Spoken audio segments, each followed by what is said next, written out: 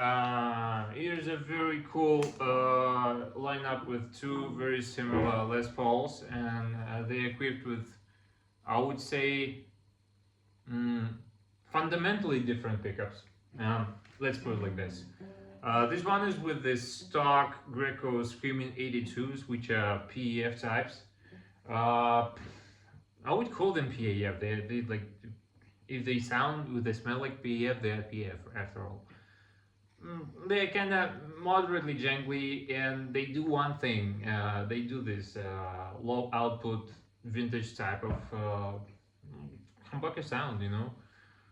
Uh, Not much to say about them. Like, just take a listen. I'm using an overdrive pedal Korg through a twin reverb.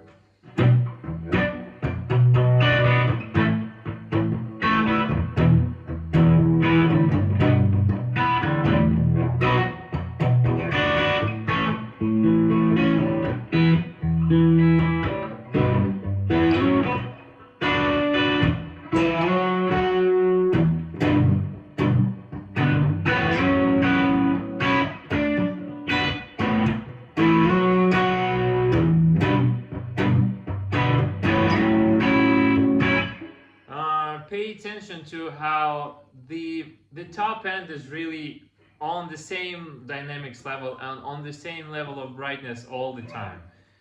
I would say this is a very typical example of just a no nonsense low output PF that they do what they sound like, that this little bite and on top of it which stays on no matter how I play. Like, this is what you get from, I don't know, DiMarzio, PFs, and you name it, lots of pickups that do that.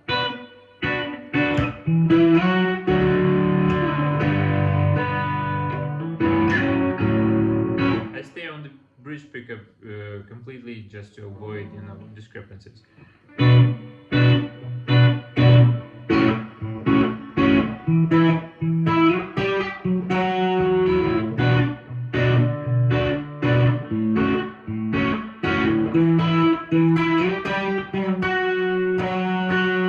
They also don't like to. They're not very gain friendly in terms of low notes.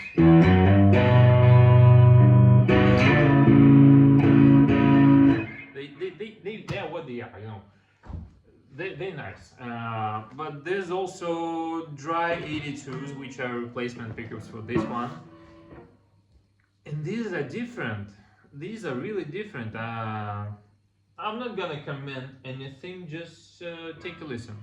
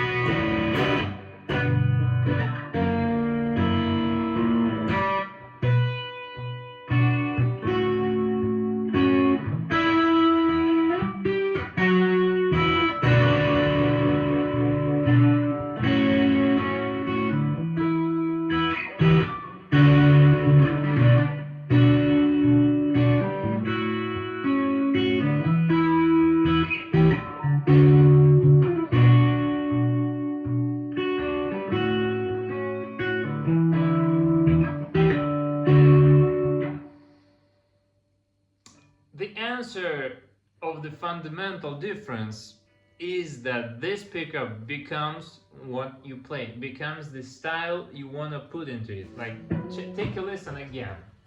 Like, obviously I'm left-handed and the right-handed guitars are not my specialty, so there's some discrepancy in that, but nevertheless, no matter how I play it, there's no way I'm gonna make that leap, make that switch from one style to another.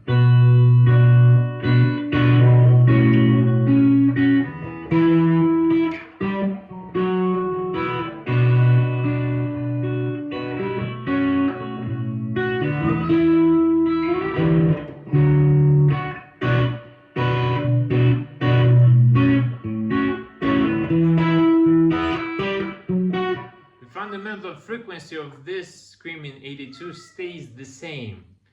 There's always this spike in the upper register. There's no way I can negate that with my picking hand. There's just no way. It does one thing. It's a PAF. It's a transparent, dry kind of dry in the meaning. You get it. There's not much. There's not much dynamics in the low end, and it's this kind of sound. While with a dry 82, you play it like a PAF. As long as you play it like a PAF, it becomes a PAF, and it's a very natural feeling. Like it stays there.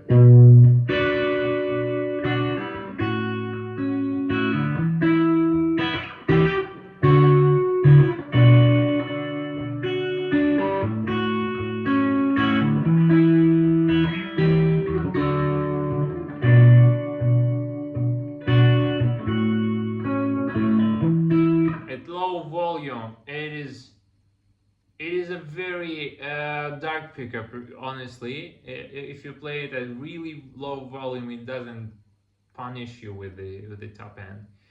But at some point, the spikes are incredible, and they're very, very proper frequencies, so to say. Let's put it like that, like this.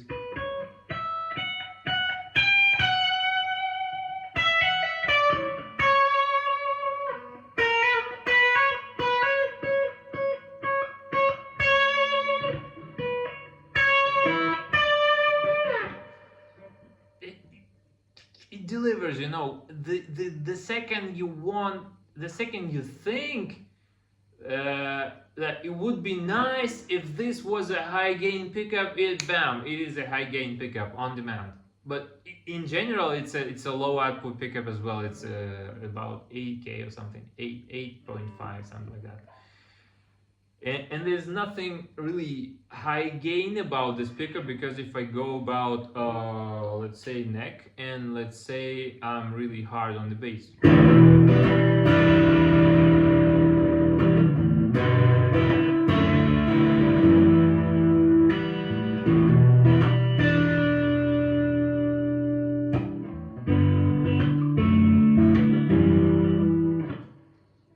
it delivers more dynamics in the low end. It is very dynamic, but at one point it just stops.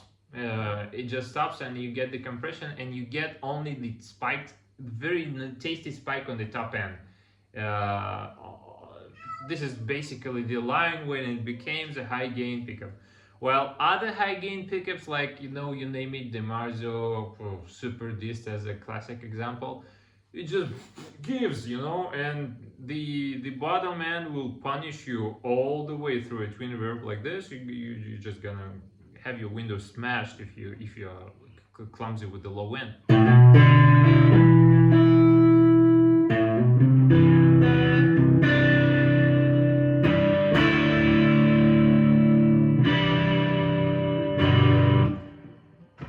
So yeah, it delivers different flavors in one package seamlessly. It's a very seamless experience. Well, this pickup will punish you if you go on getting more volume out of your low end on the neck pickup.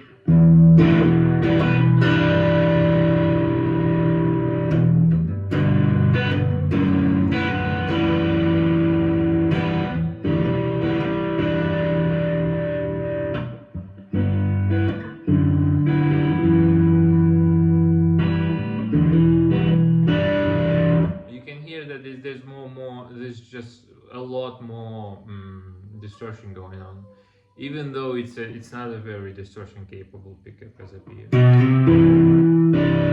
Like a fuzzy kind of distortion where there's really a lot of volume being pushed through as I go on the long notes.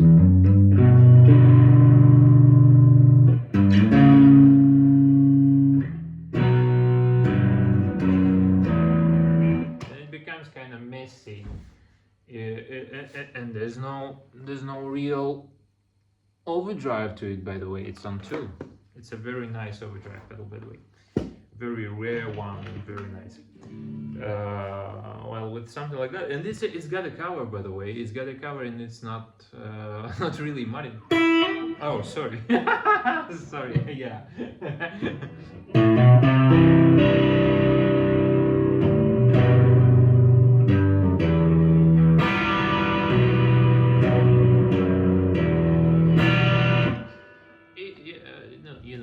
I'm hoping you can hear the difference. The difference is really fundamental. This pickup has a very nicely framed picture, no matter where you are, no matter how you play it, and it's just that, I simply know no other options that would get you seamlessly from super clean, and it is a super clean pickup, by the way, if you turn off the gain.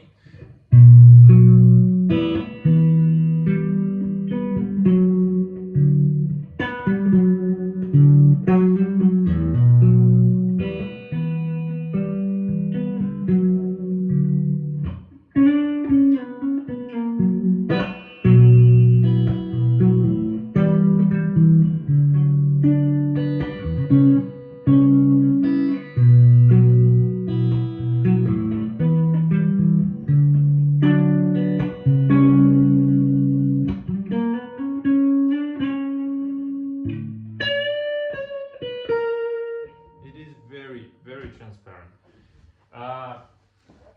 The Screaming 82 is also very capable of cleans, but the the top end really stays in a way. But it all depends on what you're comparing with. If you literally get hooked on 82 dry pickups, there's just no turning point. But it's like a car with a V8. You cannot drive a normal car after that because it's the difference is huge.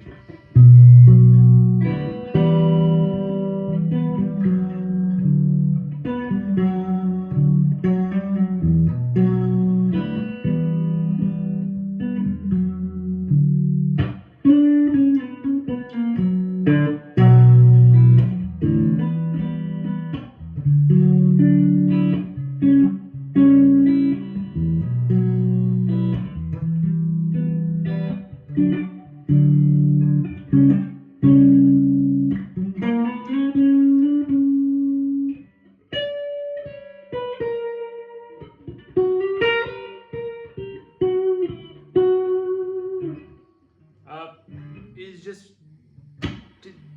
more difficult to control. Over. It's like other pickups, it's a nice one. Definitely better than a Gibson 57 Classicus or whatever they claim, burst bucket you name it, but it's just very difficult to sound the same way as you do with this one, especially if you get used to the response and all from dry 82. It's just a massive difference, mess of a collision of expectations.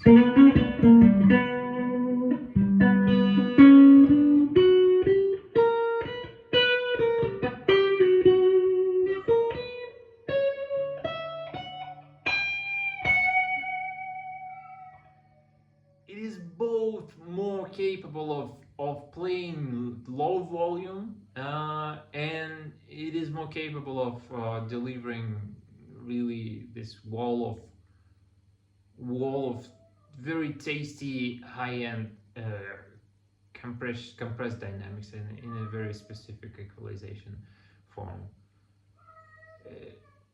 it's just better, you know, just better. Yeah.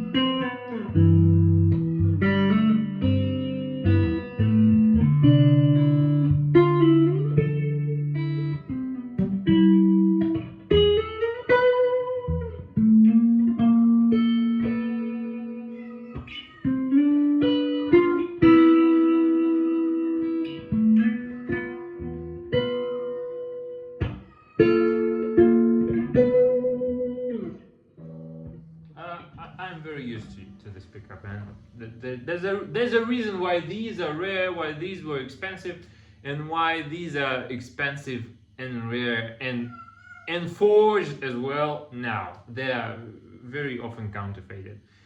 So you make a difference in you do it for yourself, you know, the evaluation, if that's important to you or not. You know, it is important to me, but you know, tastes differ.